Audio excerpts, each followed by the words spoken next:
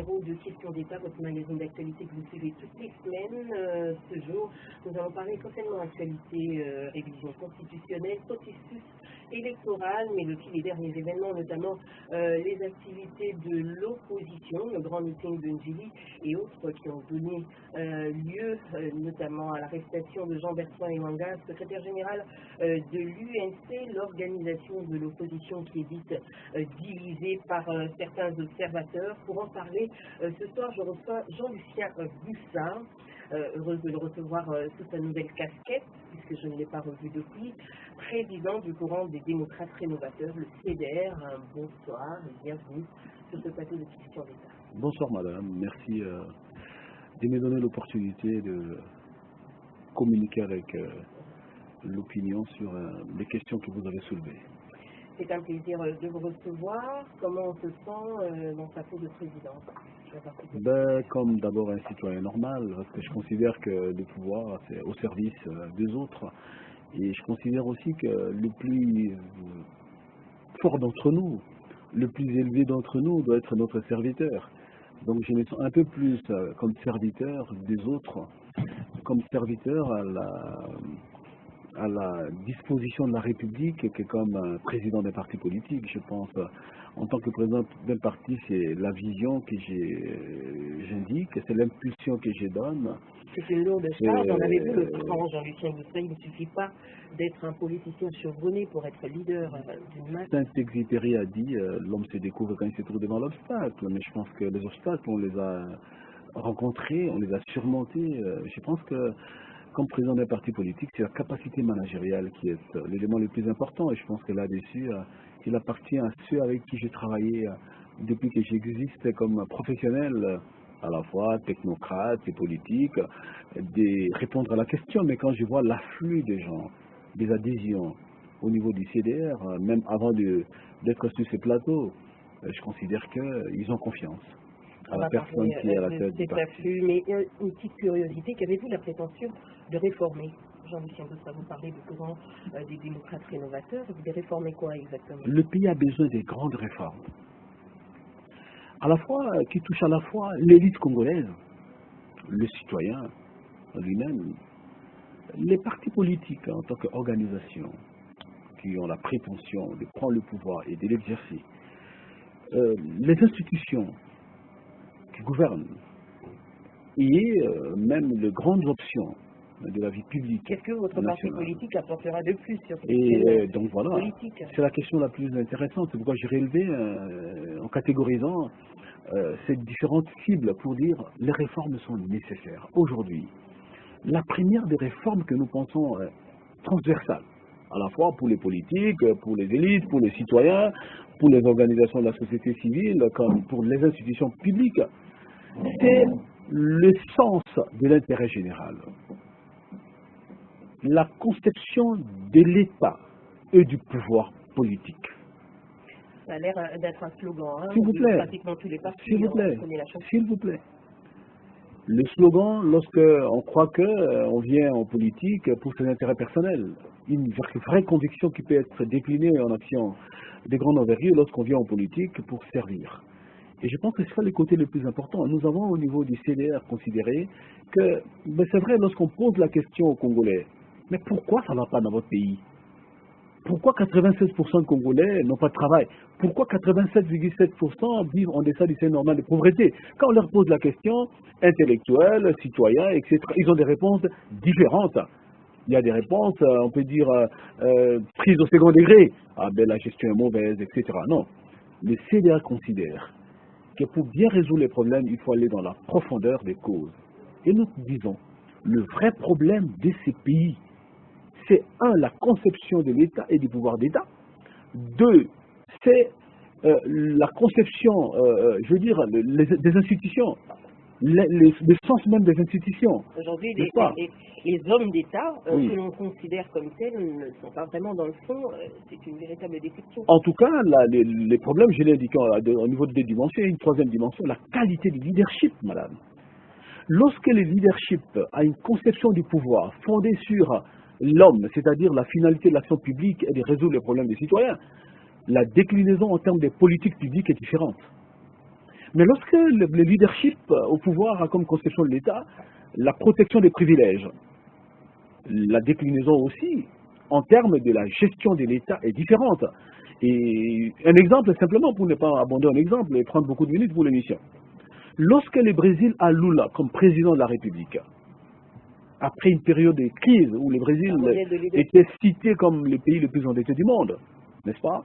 Ce leadership a impulsé de nouvelles orientations politiques, de nouvelles décisions politiques, et les institutions ont fonctionné au rythme de l'intérêt général. Donc, le Congo, depuis 60, pas d'individu, du leadership au sommet de l'État. Un problème de leadership. Quelle est la conception du leadership au sommet de l'État? Quelle est sa conception du pouvoir? Quelle est sa pratique du pouvoir? Quelle est la place de l'homme dans le chef de ce leadership? C'est que le CDR amène, c'est ce qui a été identifié en faisant du droit comparé, à gauche, à droite, où ça a marché. Lorsque Mandela arrive au pouvoir, ben, c'est un régime post-apartheid. Il pouvait s'éranger des Occidentaux.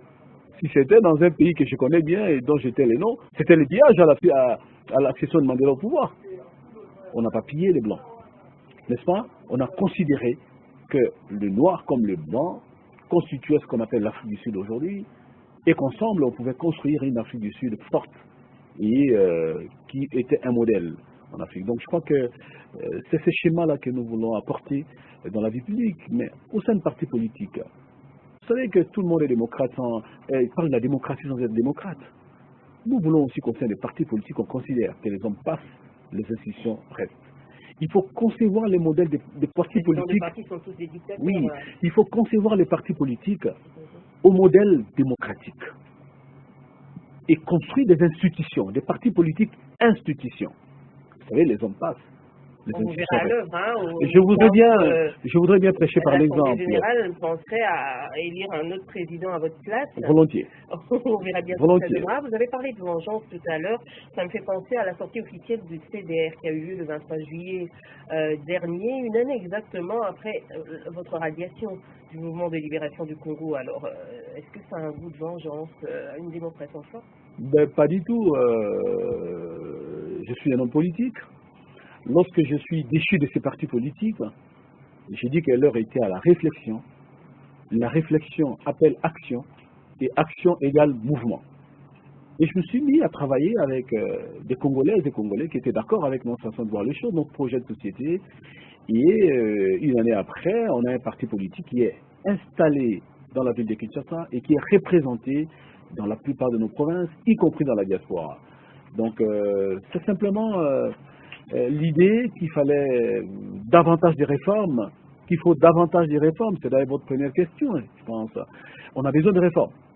Mais il n'y a pas de réforme sans réformateur. Je pense qu'au sein de ces partis, je voulais plutôt impulser des réformes. Aujourd'hui, on a l'occasion avec d'autres amis de pouvoir les mettre en œuvre, les concevoir ensemble et les mettre en œuvre. Et donc, une année après, on est plutôt très heureux de porter nous-mêmes les idées que nous pensions être à même de pouvoir permettre au pays de se développer. Mais aussi, on est fiers aujourd'hui de disposer d'un instrument politique pour lequel beaucoup de Congolais ont confiance et qui permet au pays... Cette confiance, on la fout, vous avez drainé du monde, ça c'est vrai, ça peut être des curieux, hein, des sympathisants tout simplement. Est-ce que vous pensez que c'est une base solide? J'ai un fond de technocrate. Des membres effectifs. Je suis d'abord technocrate avant d'être politique. Et je pense que c'est le modèle de politique qu'on doit avoir en République démocratique du Congo. Des technocrates rompus d'abord et politiques seulement après. Et lorsqu'on a affaire à des acteurs politiques qui font la combinaison de ces aptitudes en tant que technocrate, mais aussi de ces aptitudes en tant que politique averti, on peut savoir compter, on peut savoir mesurer, on peut savoir projeter, on peut savoir évaluer. Et on peut savoir faire des approches qui permettent, lorsqu'on a projeté, d'atteindre à 99%, 95% des résultats. Donc les personnes qui sont venues le jour de la sortie officielle du CDR, c'est des membres du CDR, à plus de 80%, et aussi des sympathisants du CDR. Et donc nous avons voulu démontrer que, sans publicité, on pouvait être à même, par les projets, d'attirer les jeunes, le vieux, les dames, les hommes, pour un projet commun qui permette à la République démocratique du Congo de sortir très rapidement de sa situation chaotique. Je l'ai dit que c'était une lourde charge et il ne faudrait pas que vous puissiez vous essouffler. En chemin, un parti politique, c'est aussi les moyens. Comment allez-vous faire pour financer votre parti politique? Le premier moyen, c'est la tête. On a des moyens, on a des millions de dollars, on n'a pas de tête, on n'a rien, s'il vous plaît. Le premier moyen que nous avons au CDR, c'est d'avoir un projet qui est partagé par plusieurs Congolais. Le projet de la transformation radicale du Congo, nous considérons que le changement au Congo est possible. Et nous disons que ce changement, c'est maintenant. Ça, c'est le premier moyen le plus important. Parce que grâce à un projet attractif, parce que nous proposons une alternative sérieuse et crédible aux Congolais, ces projets amènent, bien sûr, des hommes et des femmes qui viennent le porter. N'est-ce pas? Les partis politiques, ce n'est pas l'affaire des millionnaires. Les partis politiques, c'est l'affaire des leaders visionnaires. N'est-ce pas? C'est pas l'affaire des présidents non plus. Et vous avez bien compté les personnes qui étaient à l'enceinte de Fatima, et je ne suis pas sûr que c'est des minables. C'est des ingénieurs, c'est des avocats, c'est des médecins, c'est des économistes. Donc, il faut des partis politiques type moderne. Il est clair qu'on n'est pas un parti du pouvoir, ou au pouvoir, pour se servir comme au Congo, de moyens d'État pour faire de la politique. On n'est pas dans cet acabit. On est un parti politique d'opposition au Congo, là où les partis politiques ne sont pas financés. Et le défi est énorme. Face à ces défis, je pense que le plus important, c'est d'avoir des adhésions, de plus en plus d'adhésions possibles, mais aussi de plus en plus de Congolais qui croient dans le projet et qui se mettent ensemble pour pouvoir faire avancer le projet, y compris du point de vue des moyens financiers. On pourrait bien se poser la question, mais certains se posaient la question, mais seront-ils capables de pouvoir faire une sortie officielle qui soit aujourd'hui un modèle de sortie officielle? Jamais un parti politique en République démocratique du Congo n'a fait sa sortie officielle à la dimension du CDR. C'est pas moi qui l'ai dit, ce sont les observateurs qui me l'ont dit. Et je le répète aujourd'hui.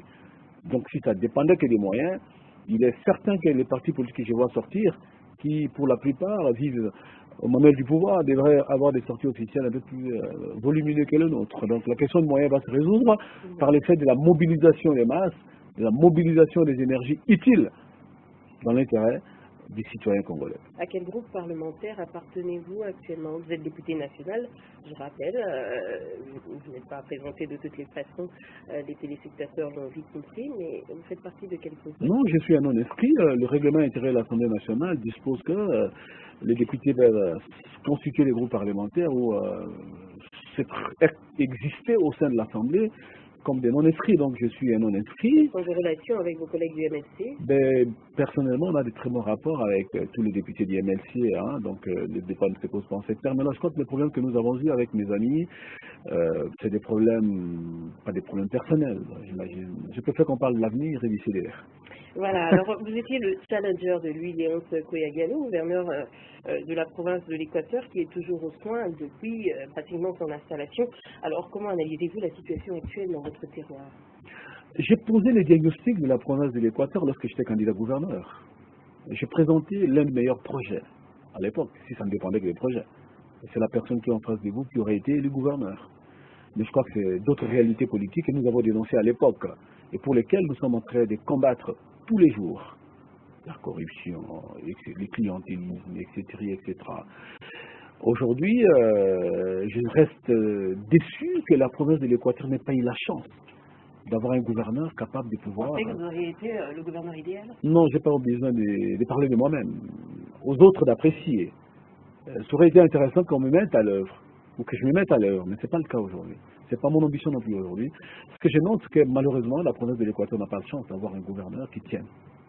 N'est-ce pas? On a connu des crises à répétition, y compris au niveau du gouvernement provincial, comme au niveau de l'Assemblée provinciale. Et c'est dommage.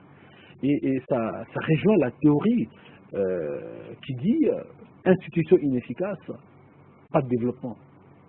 C'est le cas de l'Équateur. Institution provinciale inefficace, pas de perspectives claires en matière de développement économique et social. Et la province de l'Équateur aujourd'hui reste la plus pauvre. C'est une vraie générale, quand on voit le fonctionnement des assemblées provinciales. Je n'ai pas envie de généraliser, la question que vous m'avez posée a été précise, mais en tout cas, lorsqu'on analyse le fonctionnement des institutions provinciales dans le pays, Et je peux bien vous dire, sans Un crainte manque de d'être maturité contredit, par je rapport sais à pas, cette nouvelle réalité. je sais pas. Et je peux vous dire sans crainte d'être contredit que la province de l'Équateur a eu des institutions les moins efficaces possibles et a connu un peu plus des occasions d'instabilité politique que d'autres provinces. Malheureusement, Il y a également cet une état forme de des guerre choses, tribale. a reculé complètement la province de l'Équateur. Donc voilà. Alors, à ce jour, comment se prépare le CDR à la veille des échéances électorales? C'est ça le principal défi. Le CDF organise un parti politique a pour vocation de conquérir le pouvoir et l'exercer dans l'intérêt des citoyens. J'entends dire de l'exercer et de les conserver le plus longtemps possible. Et personne n'ajoute dans l'intérêt des citoyens. L'ambition du CDR, c'est être un parti politique qui veut prendre le pouvoir, qui veut l'exercer et qui l'exerce dans l'intérêt des citoyens. Maintenant, les perspectives électorales s'annoncent. Déjà, il y a beaucoup de débats Quelles sont là-dessus. les ambitions du CDR? Non, le CDR a des ambitions à tous les niveaux. Il est clair que le CDR va présenter des candidats aussi bien au niveau national que provincial et local. C'est clair et net. Les préalables que nous avons posés par rapport au calendrier électoral, si ces préalables sont levés, etc., et que nous avons un calendrier ordonné, global, cohérent, qui tienne compte des échéances politiques prescrites par la loi, n'est-ce pas, le CDR aura des candidats à tous les niveaux. Je ne voudrais pas répéter en disant que le CDR aura un candidat président en 2016. C'est déjà dit. C'est déjà dit. Voilà. Alors, comment entrevoyez-vous ce processus avec l'abbé Malou Mazou, que vous avez accusé il y a quelque temps d'être à la base de cette crise institutionnelle en RDC? Vous avez déjà vu quelqu'un nommé ministre, Premier ministre, quand il arrive, avant de travailler, vous dit non, je suis très compétent, mais je veux qu'on échange la Constitution avant de commencer à travailler. C'est là la situation de Malou aujourd'hui. Il vous dit... Ça vous dérange ce changement de mode de scrutin? Non, c'est pas ça qui nous dérange le plus fortement. Ce qui nous dérange, c'est cette élite, une élite mouton, à qui on confie des hautes charges, qui n'est pas à même de pouvoir harmoniser les intérêts. Il y a quand même cette expérience de la part de Malou Mazou qui voilà, a été si nous à la avions, CUI en 2006. si on avait, je ne voudrais pas personnaliser les débats. Je ne voudrais vraiment pas parler de ces messieurs. Parlons de la Non, je voudrais vraiment parler de la CENI. Voilà. Hein, et par rapport à la CENI, je me dis, il y a un vrai problème. Et je ne serai pas le premier à le dire. Vous aviez un cycle électoral qui a été amorcé en 2011. Vous avez des lois, notamment la Constitution, qui vous dit que le mandat du président est de 5 ans renouvelable une fois. Vous avez des institutions qui fonctionnent avec des acteurs illégitimes, sénateurs, gouverneurs, députés provinciaux. Lorsque vous venez, il y a deux problèmes. Le problème de la régularité du cycle électoral, entendu, organiser en toute urgence les élections des sénateurs, des députés provinciaux naturellement, pour mettre fin au second problème, celui qui plonge nos institutions dans l'illégitimité. Vous ne résolvez pas ces problèmes, vous dites non, je voudrais en créer un autre. Ils vont créer un autre, non, écoutez-moi, les lois qui existent ne s'accommodent pas. Il y a des problèmes aujourd'hui, des contraintes budgétaires, des contraintes. Mais vous savez cet argument. Il faudrait adapter tout ça. Hein. Vous savez, il faut être au Congo pour dire ça. Lorsque nous avons un budget au Congo de 1,2 milliard $, la CENI est capable d'organiser les élections du président de la République, des députés nationaux et le deuxième tour d'élection présidentielle et les élections de députés provinciaux. N'est-ce pas? Bien sûr, avec l'appui de presque 500 millions de dollars de la communauté internationale. Lorsque vous avez un budget de 8 milliards de dollars, vous dites, on n'a plus le moyen d'organiser les mêmes élections qui coûteraient presque la même chose. En rationalisant la dépense, vous dépenseriez un peu moins que ça. Alors dites-moi, est-ce que c'est sérieux? C'est l'élite mouton. On vous dit, c'est l'élite mouton. C'est l'élite mouton, on vous dit, écoutez, monsieur, on vous met là parce qu'il faut nous prolonger les mandats. Il commence... attendez. Moi, je vous donne des exemples concrets. J'ai dit, vous avez un budget de 1,2 milliard, vous avez le moyen d'organiser 2 tours d'élections présidentielles, les élections législatives nationales et provinciales. Je ne cite pas les autres élections qui viennent. Vous avez un budget de 8 milliards de dollars, vous dites qu'il n'y a pas de moyens. Alors qui dit vrai? Ils sont sérieux, n'est-ce pas? Vous avez des textes légaux qui ne posent pas de problèmes. Lorsqu'on a dit que les élections de 2011 étaient chaotiques, est-ce que c'était le problème des textes, des lois, ou c'était le problème des pratiques sur le terrain? C'est le problème des pratiques sur le terrain. La CENI s'est lancée dans la tricherie à grande échelle Aujourd'hui, la et a CENI produit des résultats que nous connaissons. des élections libres, Je pense, et démocratiques. j'ai pensé que la CENI devait avoir comme défi majeur à relever la transparence et la crédibilité du processus, en ayant à la clé ce que j'ai dit tout à l'heure, mettre fin au problème de légitimité des députés provinciaux, des sénateurs, des gouverneurs, etc. Et permettre de réguler le cycle électoral. La CENI prend le pouvoir, les acteurs gestionnaires de la CENI prennent le pouvoir il y a une année, et une année après, on n'est pas capable de nous dire où est le calendrier cohérent, où est le calendrier global, quand est-ce qu'on va avoir des élections. C'est ridicule. Pourquoi la révision constitutionnelle à ce jour paraît être la seule préoccupation des opposants? Est-ce que vous êtes tous saisis par le syndrome de la peur Pas du tout, madame. Mais nous avons été aux élections. Moi qui vous parle, je suis allé aux élections. Les enjeux sont importants, il y a des défis. Oui, je suis allé aux élections deux fois. Beaucoup d'opposants sont allés aux élections, mais ils ont tiré le leçon de ces élections, s'il vous plaît. Pourquoi le premier bureau de la CENI a été démis? Pourquoi le second bureau a été démis? Parce qu'on a noté que le processus électoral était chaotique. Bon, bref. Mais le débat sur la Constitution, madame, du moins sur révision ou pas des dispositions verrouillées de la Constitution, c'est un débat sérieux, c'est un débat de société. Vous savez pourquoi? Vous savez ce que le constituant de 2005 a dit et qui n'a pas changé par rapport à la question de légitimité du pouvoir en République démocratique du Congo? Le constituant a dit simplement que les crises politiques, y compris militaires, le pays a connues, c'est des crises qui sont nées du fait de la contestation de légitimité du pouvoir. Et les constituants, tirant les conséquences historiques de plus de 50 ans, a dit cette fois-ci, tout le monde doit être fixé sur le mandat du président de la République. Il est de 5 ans, renouvelable une seule fois. Pourquoi? Non pas parce qu'il y a des personnes aussi savantes qui peuvent être à la tête du pays pendant des siècles, non. Parce qu'il faut, le citoyen a fait le choix de l'alternance politique. Comme Pour étant... beaucoup, ça ne change rien le caractère démocratique de la République. Ah non, c'est important. C'est un choix important qui découle de notre histoire. Où nous régnons notre histoire et nous revenons sur la même chose. Où nous sommes un peu intelligents et nous évitons ce que nous avons vécu. Vous avez écrit la Constitution. Je pense qu'on est un peu intelligent dans ces pays pour considérer que ces pays ont connu des crises majeures qui sont dues au fait de la contestation de légitimité. Le débat est hautement scientifique. Et la Constitution, pas du tout scientifique. Je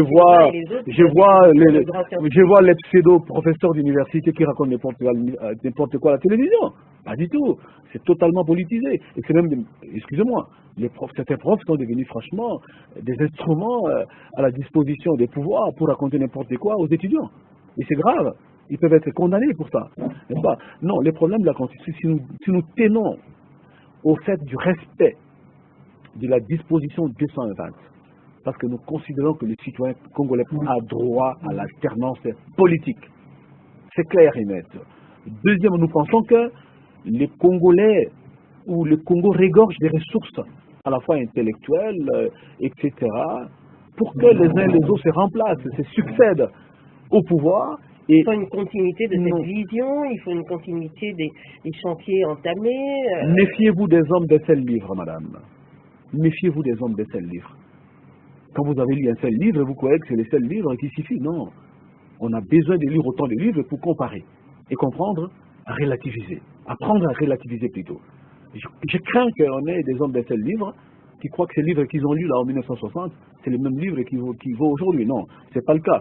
Nous considérons que l'alternance politique est une richesse et offre une opportunité pour les pays de bénéficier des apports en intelligence, en expertise, en détermination qui soient différentes les unes des autres et qui permettent au pays d'avancer.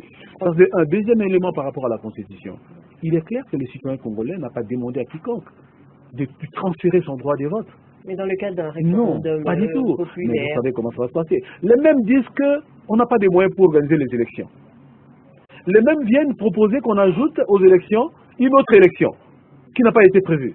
Le référendum est une élection qui va appeler au vote. Qui va appeler au vote tous les Congolais. Donc la question du moyen, vous voyez bien, c'est une question, un argument qui ne vaut pas la peine d'être articulé. Maintenant, le référendum. Oui, on peut appeler le peuple au référendum. Mais je souhaite qu'on appelle le peuple tous les jours au référendum. Lorsqu'on affame les fonctionnaires de l'État, avec un salaire de misère, 80 $, il est constant depuis 2006. Et entre-temps, sur le marché, les prix des biens de consommation de masse augmentent tous les jours. Mais pourquoi ne pose pas-t-on la question à ces peuples, acceptez-vous ce salaire, oui ou non? On ne peut pas y aller. Les réunions les plus importantes au plan stratégique ne se tiennent que pour identifier les dispositions constitutionnelles ou les lois à abroger pour se maintenir au pouvoir. L'enjeu du pouvoir, madame. Vous êtes député national, on L'enjeu du connaît pouvoir. le mode d'initiative Non, du j'en arrive. référendum. J'en arrive. L'enjeu du pouvoir n'est pas de chercher à modifier la Constitution tous les soirs. L'enjeu du pouvoir, c'est de répondre aux questions que se pose la société et que se posent les citoyens. 96% des chômeurs. Est-ce qu'on se pose la question là-dessus? Comment on fait? Les jeunes universitaires qui n'ont pas de perspectives. Je veux bien apprendre qu'il y ait une réunion qui se tient juste pour réfléchir sur la perspective. Tous les jours, 87% des Congolais qui vivent avec moins de 1,25 $ le jour. Je pense que c'est l'enjeu du pouvoir, c'est de résoudre ces problèmes. Ce n'est pas de chercher à ce qu'un groupe d'individus ou un individu se maintienne longtemps au pouvoir. On a vécu ce système, il n'a rien produit. Mobutu a fait 32 ans au pouvoir, et à la fin... Au-delà de cet article 220, ne pensez-vous pas qu'il y a d'autres dispositions qui... Les débats ne se posent pas en ces termes, madame. Les débats ne se posent pas en ces termes, parce que là, on veut généraliser le débat. Ici, il y a un débat précis. Le Congolais qui a dit qu'il y a des dispositions verrouillées, ils étaient 80% au minimum qui ont dit ça. Mais respectons la volonté populaire. Mais si vous voulez qu'on ait au référendum chaque jour, allons-y alors. Y compris pour savoir s'il est important que quand on arrive au pouvoir, on puisse priver tout le monde des salaires. Mais allons au référendum tous les jours. Voilà. C'est pas ça l'enjeu de pouvoir. L'enjeu de pouvoir, je pense, c'est que l'État régulateur fasse son travail. C'est que l'État agent économique aussi produise des services de qualité. C'est que l'État redistributeur puisse redistribuer les ressources nationales de façon équilibrée et équitable. C'est ça l'enjeu du pouvoir. Aujourd'hui, au Congo, on ne parle que des politiques. Parlons du citoyen.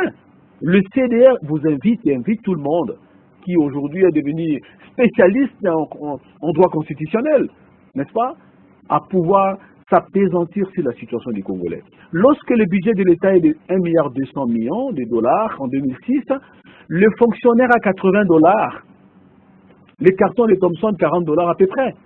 Lorsque le budget est de 8 milliards de dollars, le fonctionnaire a encore 80 $ et le carton de Thomson est à plus de 80 $ aujourd'hui.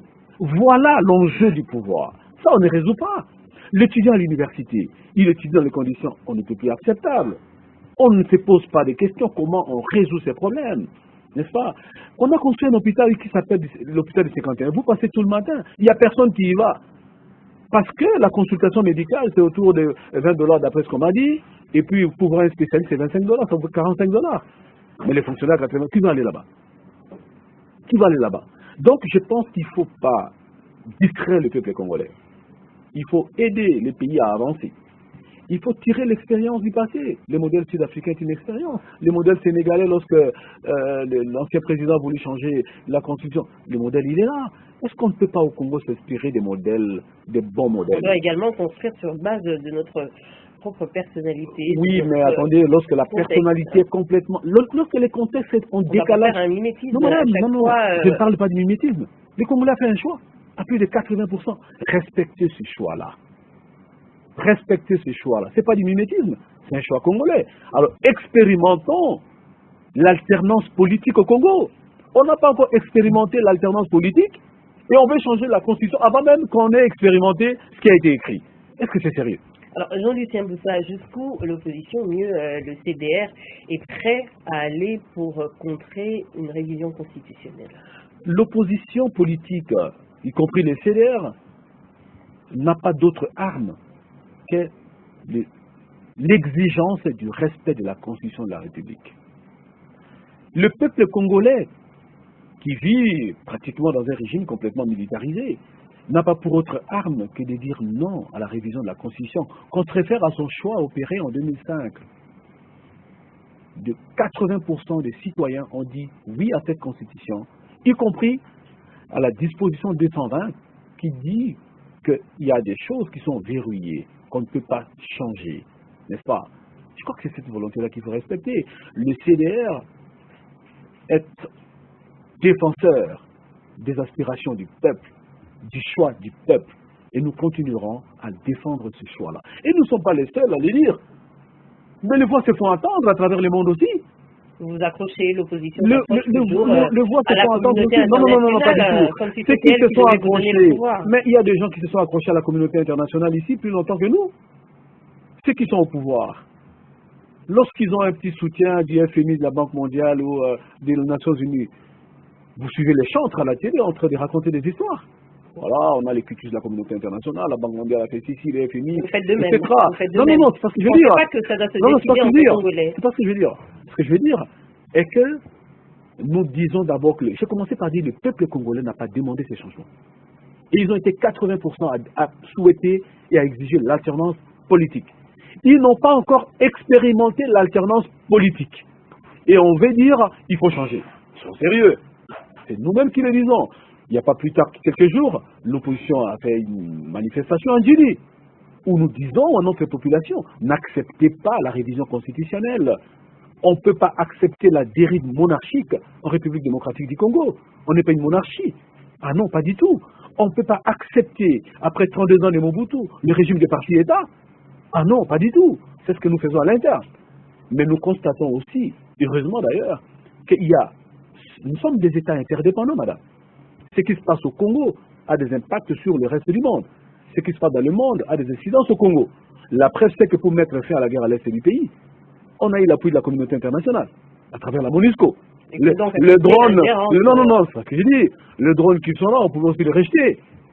On les accepte lorsqu'il s'agit de donner l'impression que ça protège un pouvoir. La coopération a des limites, il y a des questions. Le peuple congolais a fait un choix. Il ne faut pas se moquer éternellement du peuple congolais. Si vous prenez le nombre de personnes qui sont à la présidence, à la primature, au gouvernement et à l'Assemblée nationale, on n'est pas plus de 1000 des décideurs. Ce n'est pas 400 députés à l'Assemblée nationale qui vont décider, n'est-ce pas, contre la volonté des 70 millions de Congolais. Je suis désolé. Nous ne sommes pas les représentants du peuple pour porter la volonté populaire. Nous sommes les représentants du peuple pour porter les aspirations populaires, les canaliser vers de bonnes décisions. Et je rappelle, et je le dis toujours, l'enjeu du pouvoir n'est pas de se maintenir au pouvoir pour le pouvoir. L'enjeu du pouvoir, même si on a fait 4 ans ou 5 ans, c'est de créer les meilleures conditions pour une existence heureuse pour les citoyens. C'est ça l'enjeu du pouvoir. Vous avez fait allusion au meeting de l'opposition du 4 août. Justement, ça a été à la base de plusieurs événements. Alors, on vous accuse, vous opposants, de verser dans des pratiques peu recommandables, hein, déjà de rompre pratiquement tout ce qu'il y a comme prescrit de la République. Vous versez dans la rumeur, dans la diffamation, dans l'atteinte à la dignité, à l'honneur, etc. Au cours de ce meeting, il y en a eu à boire et à manger là-dessus, en tout cas. Est-ce que vous n'êtes pas d'accord? Lorsqu'on dit vous versez dans des pratiques qui sont... Non, lorsqu'on dit à ceux qui sont au pouvoir que le mandat du président est de 5 ans renouvelable une fois et c'est constitutionnel, c'est une insulte, ça? Lorsqu'on dit qu'en 2016, il faut un nouveau président, lorsqu'on ajoute qu'en 2016, il faut des élections... On évoque un impérium à récupérer avant les élections. Non, je vous pose des questions des fonds, au-delà des commentaires des uns et des autres. Lorsqu'on dit que les Congolais n'a pas de salaire, il n'a pas d'emploi, lorsqu'on dit que l'enfant ne va pas dans la bonne école, lorsqu'on dit que l'hôpital de qualité de proximité n'existe pas, ça c'est versé dans, je sais pas, dans les directions. Alors qu'est-ce qu'on dirait, et qu'est-ce qu'on dirait de ceux qui tous les jours insultent même les évêques en utilisant la RTNC, la radio nationale? Ils passent à la radio au nom de l'État congolais pour insulter les évêques. Quelle leçon de moralité? Et quelle éducation on transmet aux enfants? Ça, on ne les dit pas. Les meetings, il y a les d'une part, meetings, cette atteinte à la dignité, je ne veux pas vous interrompre, mais puisque vous évoquez l'Église, il faut rappeler quand même que la République est laïque. De ce point de vue, il y a une question et il y en a d'autres également qui en découlent. la République est laïque. La laïcité de l'État n'implique pas qu'il existe des citoyens et des sous-citoyens. Tous sont des citoyens, ils ont tous les mêmes droits et les mêmes obligations. Qu'on soit évêque ou président de la République, on a des droits dans un pays, on a des obligations dans un pays. L'article 64 de la Constitution est clair et indique très clairement et donne droit à chaque Congolais de dire non à toute tentative de prise de pouvoir par la force ou d'exercice du pouvoir en violation de la Constitution. Donc, En violation de la Constitution. et dans les délais. Voilà, donc c'est clair. Et c'est là-dessus. Et si les citoyens s'expriment de cette manière-là, soyons sérieux. Vous n'avez qu'à leur donner une réponse simple. Et vous savez, je voudrais bien savoir que lorsque le président Kabila revient des États-Unis, qui disent à l'aéroport, mais écoutez, l'opposition, mais vous passez du temps à discuter inutilement. En 2016, il y a des élections du président de la République, et je suis prêt, comme aux États-Unis, d'où je viens, à faire la remise et reprise avec le nouveau président, puisque je serai sénateur, à vie, par ailleurs. Il ne va pas parler pour vous. Non, attends, c'est pas une question de sentiment, c'est la Constitution de la République. Je dis, s'il est dit, tous ces débats-là s'effondrent, tout simplement. Voulez-vous qu'ils vous Alors, le disent? Non, si tout est clair, il aurait dit, ne fût-ce que le dire pour insister, mais lorsque ses proches disent ce que vous suivez, vous et moi, que non, pas question, il y a même des théories, des nouvelles théories constitutionnelles qui sont invoquées. Madame, non, sérieux. Le problème, les meetings de l'opposition a ciblé deux choses. Premièrement, nous avons voulu dire non à la révision de la Constitution. Deuxièmement, nous avons dit non au fait que en 2016, décembre, il y aurait élection présidentielle, il y aurait élection du président de la République et on aurait un nouveau président. C'est ce que nous avons voulu dire. Et nous avons donc dit par rapport à cela, il faut éviter de changer la Constitution parce que le peuple a choisi l'alternance politique. Et le peuple a limité le mandat. Et l'article 220 de la Constitution est clair là-dessus. En Djili, nous avons répété que c'est que le peuple lui-même a décidé de faire et qui se trouve inscrit dans la Constitution. De Jean-Bertrand Iwanga, secrétaire général de l'UNC. C'est vrai, nous avons déploré, nous continuons à déplorer le fait que le secrétaire général de l'UNC ait été arrêté dans ces conditions-là. Et lorsque nous disons que nous avons une justice à double vitesse, lorsque nous disons que nous avons quelques problèmes avec nos institutions, personne ne nous croit, mais ce sont les preuves tous les jours qui démontrent que, regardez ce qui s'est passé. On a arrêté M. Iwanga. Très bien. Il y a deux arrêts de la Cour ces jours-là. Le premier arrêt, c'est par rapport à l'inconstitutionnalité. Et vous savez, le deuxième arrêt, est-ce que M. Iwanga doit être assigné en résidence surveillée. Et vous savez où est-ce qu'on l'a amené? Assigné en résidence surveillée? À Makala, comme un condamné. Mais non, c'est pas possible. Voilà. C'est pas possible. Donc le meeting a donné lieu à une fois de plus à un dérapage. Un dérapage qui n'honore pas nos institutions. C'est vrai que si vous avez envie d'arrêter quelqu'un, mais trouvez le moyen le plus approprié et les mécanismes judiciaires le plus idoines, tout simplement. Et là, nous avons assisté à, je pense, à une espèce à des méthodes qui nous rappellent des méthodes staliniennes. Alors aujourd'hui, vous parlez d'alternance, de ce désir violent de réussir cette alternance, mais quelle opposition?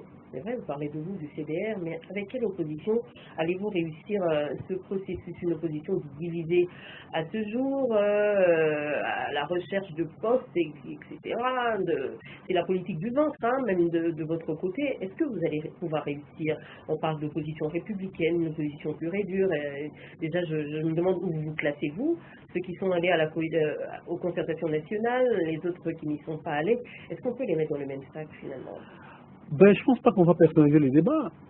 Dans les démocraties affinées, est opposant celui qui n'est pas membre de la majorité présidentielle, qui ne partage pas les projets de la majorité au pouvoir. Clair et net. Dans ces pays à démocratie civilisée, passez-moi l'expression. Il n'y a pas opposition radicale, opposition républicaine, opposition d'ici. Ça n'existait pas. C'est pour cette raison que les CDR existent aussi. Parce qu'il faut des réformes institutionnelles, y compris par rapport aux partis politiques. On doit être très clair. Où vous avez choisi d'accompagner la majorité, faites-le le jour comme la nuit. Appartenez à la majorité de manière claire et facilitez la tâche à la presse. On sait vous identifier clairement. Ou vous n'êtes pas d'accord avec le projet du gouvernement, vous n'êtes pas membre de la majorité, vous faites votre travail en démocratie. S'il vous plaît, ce n'est pas ça mon propos. Je veux simplement dire que dans ces pays à démocratie affinée, il n'y a pas de débat autour de la question. Et quand on fait un choix, on le fait en toute liberté, mais en toute visibilité aussi. Et donc, l'opposition, on entend dire, hein, l'opposition est divisée. Non, non, attendez. Elle a raté le coche en 2011. Oui, on entend dire l'opposition est divisée. La question du porte-parole. Moi, je suis d'accord. C'est le flou total. Je suis d'accord. Je suis de ceux qui considèrent que l'opposition est plurielle. On a des projets différents, comme la majorité est plurielle. Vous avez des socialistes dans la majorité comme des communistes, comme des capitalistes et des libéraux. Mais êtes-vous capable de vous mettre ensemble s'il vous plaît, autour de questions essentielles? S'il vous plaît, s'il vous plaît. Bon, j'ai dit l'opposition est plurielle. Mais sur des questions essentielles, par exemple, nous disons non à la révision constitutionnelle. On a été ensemble. Vous m'avez cité l'opposition républicaine. Je ne voudrais pas parler des amis qui ont choisi, à un moment donné, d'être avec le Kabila pour partager le gouvernement, les responsabilités au sein du gouvernement. Ils l'ont dit eux-mêmes, clairement, ce n'est pas moi qui l'ai dit. Lorsqu'on a fait ces choix, lorsqu'on a fait ces choix, on doit arrêter de dire qu'on appartient à l'opposition. Lorsqu'on a fait le choix d'accompagner la majorité et de partager les projets de la majorité, on est de la majorité. Clair et net. Il n'y a pas de débat autour. Mais maintenant, l'opposition étant plurielle, nous sommes d'accord sur les questions essentielles, on se met toujours d'accord. Regardez, même s'il y a eu des faiblesses par les passés. Notamment, on aurait pu présenter une candidature unique à un moment donné, face à la candidature de la majorité, on a failli là-dessus, n'est-ce pas? Question de porte-parole. Bon, ça c'est une question minime, une question totalement marginale. Elle est marginale, complètement marginale. Elle n'a même pas de sens. Je pense que cette loi-là doit être même abrogée, de mon point de vue. Elle n'a pas de sens, cette question-là. Mais je pense plutôt que sur des questions comme dire non à la révision constitutionnelle, ce que nous faisons aujourd'hui, vous nous avez vu ensemble. C'est clair là-dessus. Et lorsque nous sommes d'accord, on dit non, non, non, non, non, ils ont des discours incendiaires. Non, non, non. Qu'est-ce que vous voulez finalement dans ces pays? À votre avis, le gouvernement de cohésion nationale n'a également aucun sens à ce jour, puisqu'il va mettre autour d'une table quand même majorité et opposition. Je n'aime pas en parler, parce que déjà la conception était mauvaise. Et le résultat est faux. La preuve, c'est qu'on ne peut pas dans un pays attendre le gouvernement pendant 9 mois. Pas possible. Pendant 9 mois. Ça fait 2 ans. Son gouvernement, c'est un prétexte. Mais la Belgique, c'est une crise politique. Une crise politique qui n'a pas permis de pouvoir avoir un gouvernement. Ici, vous avez parlé ici, s'il vous plaît, s'il vous plaît. Et à la Belgique, on a une administration qui a tenu le pays. Aujourd'hui, il y a des hommes et des femmes qui ont accepté d'aller en concertation politique, en concertation nationale, et qui ont décidé immédiatement après d'avoir un gouvernement. Et ils prétextent que les institutions sont bloquées parce qu'on attend un gouvernement. Ah non, ça devait fonctionner normalement. C'est notre avis. C'est le cas. Moi je dis c'est notre avis. C'est pour cette raison que cette question n'a pas d'intérêt pour les CDR. Aucun intérêt. Parce qu'en fait, les concertations nationales, pour nous, c'était un détournement de la volonté du peuple qui a voulu que les élections, le président de la République ait un mandat d'une année. C'était un prétexte tout simplement pour asseoir une nouvelle justification au changement de la Constitution. Alors, Jean-Luc, on va conclure cette émission. Je me rappelle, vous avez été longtemps accusé de persécuter les premiers ministres, en l'occurrence Adolphe Muzito. Votre dernière tentative d'interpellation du Premier ministre Matata Ponyo, c'était en septembre dernier, si je ne m'abuse. Une démarche qui n'a pas abouti d'ailleurs. Qu'avez-vous à lui reprocher et comment analysez-vous sa gestion à ce jour, puisque le temps est passé? Non, je n'analyse pas la gestion du Premier ministre. J'analyse la gestion du pouvoir. C'est tout un système qui est organisé autour du président Kabila. mais avec des acteurs répartis dans les institutions. C'est le même système. Le système est défaillant. Le système est complètement défaillant. Avec toutes les avancées que S'il vous l'on plaît, peut compter. des avancées relatives, il faut bien comparer. Lorsqu'on a un budget, je répète, de 8 milliards, et que les fonctionnaires à 80 $, alors qu'on avait un budget de 1,2 milliard, il avait toujours 80 $, alors dites-moi, quelles sont les avancées? Il y a un problème, n'est-ce pas? C'est relatif. On ne peut pas dire que tout un gouvernement qui a fait 8 ans, un pouvoir qui a fait 8 ans, je parle à partir de 2006, ne pousse pas construire 1 kilomètre de route. Ce que nous disons, ce qu'ils ont fait est insuffisant par rapport à ce qui devait être fait. Ces pouvoirs se caractérisent par quoi? Absence de vision. La vision par rapport à l'homme. J'ai dit et je répéterai toujours, l'enjeu du pouvoir, c'est l'homme. Lorsque les citoyens restent insatisfaits, dites-moi, vous avez construit 8 km là entre Kitambo magasin et je vais dire la gare centrale, 5 autres entre la gare centrale et le pont Matete, et peut-être une dizaine, mais vous avez promis 4 000. Vous avez promis 4 000 km de route. Sur les 4 000 que vous avez promis, vous avez réalisé combien?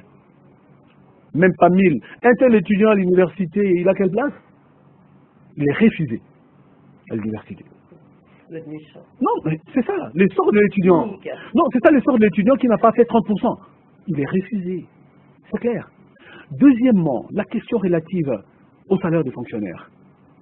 Dites-moi, vous dites qu'il y a une stabilité macroéconomique. Tout à fait d'accord. Mais la stabilité macroéconomique n'est pas la finalité de l'action publique. Les effets vont se faire sentir s'il vous plaît. Au fur et à mesure. Mais s'il vous plaît, on n'est pas dans seul. une gestion propagandiste. On est dans une gestion où les résultats doivent être palpés réellement. Quand le fonctionnaire prend ses 80 $, il se reporte sur le marché quinois. Qu'est-ce qu'il rencontre sur le marché? Il rencontre un carton de chinchard qui coûte aussi 80 $. Ça veut dire qu'il dort dehors. Il ne mange que du comme ça. Il ne va pas à l'école. Ses enfants ne vont pas à l'école. Il va au travail à pied. C'est ce que ça veut dire concrètement, madame.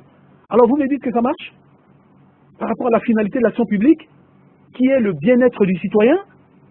Mais non, madame. L'étudiant à l'université de Kinshasa, c'est des infrastructures qui datent de plus de 50 ans aujourd'hui. Et de 1000 étudiants en 1960, vous en avez 50 000 aujourd'hui avec le même bâtiment. Et vous pensez qu'ils respirent dans les auditoires? Vous pensez qu'ils respirent dans les auditoires? Alors, votre conclusion... Et vous êtes sérieux quand vous le dites ça? Ça serait quoi, Jean-Lucien Boussa, aux gouvernants et aux téléspectateurs qui vous suivent donc, Ma conclusion est une répétition. Pour les CDR, l'enjeu du pouvoir est de résoudre les problèmes des citoyens et d'offrir une perspective à l'ensemble des Congolais et surtout à la jeunesse. L'enjeu du pouvoir n'est pas de donner aux spécialistes de la majorité l'occasion d'identifier les dispositions constitutionnelles et légales à modifier ou à abroger pour se maintenir au pouvoir. On a refusé la dérive monarchique. On a refusé les pouvoirs à vie dans ce pays. Le peuple a dit oui à l'alternance politique parce que l'alternance a des vertus. Elle permet la succession des intelligences. Et elle donne l'occasion aux jeunes qui sont à l'école primaire aujourd'hui, à l'Oupio, où tu as étudié, de pouvoir te dire, tiens, maman, moi je vais devenir président de la République demain. Il commence à se préparer dès qu'il est à l'école gardienne. Il faut donner la perspective à la jeunesse, n'est-ce pas? Troisième élément, on a besoin des institutions de qualité, des institutions fortes, parce qu'il est démontré en théorie et en pratique que la qualité des institutions influe positivement sur le développement économique et social. Et enfin, on a besoin d'un leadership visionnaire et volontariste dans ce pays. Si vous avez tout ça, vous avez un pays qui bouge et les lignes qui se déplacent. C'est le projet CDR. Et c'est pas ce qu'on a vécu avec le régime actuel.